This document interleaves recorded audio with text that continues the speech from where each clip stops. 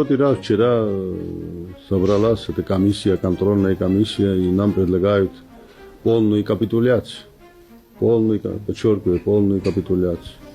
Пастухов и другие, так сказать. Вот вам и посредничество. Так не бывает большой и серьезной политики. Поставить на колени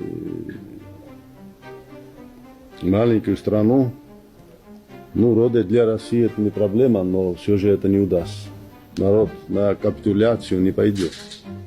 ეს სოხუმის დაცემის წინ ხდება ყოველდღე რო შეტევები და ყოველდღე მასირებული შტურმი და აი კბილებით რო გვიჭირავს სოხუმი და მაშინ ესე ვთქვათ რუსები და ის რო აი შეხვედრა მოეწყოს ადლერში ჩამოვიდა გრაჩოვი თავის გენერალ შტაბის უფროსთან ერთად თავის სამხედროებთან სხვებთან ერთად აქ შეხვედრა თითქოს და იმას ეხებოდა რომ ჩვენ აფშუაში არა ვარ და რაღაც შვიდობა გვინდა აი რა შეუულიათ მათ გააკეთო რომ ცეცხლით შეწყდეს და ესე მოულოდნელად უცბად გვთავაზავს ორი დივიზიის შეყვანას ერთ დივიზიას სოხუმში შემოიყვანა მეორე დივიზიას კიროვაბადში აზერბაიჯანში ჩვენ ერთმანეთს გაოგნებულებმა ჯერჯერობით გადმოვხილდა წყარღარაშოს რომ ეს არის პირდაპირ ოკუპაციის გეგმაო პირდაპირ მე ესაა ოკუპაცია პირდაპირ და ამაზე უნდა მოვაწეროთ ხელი მე გაშომა თქვა რომ აზი რაც მოხდება თქვენ თავს დააბრალეთ ადგა წავიდა საბანაოს საზღვარს და მე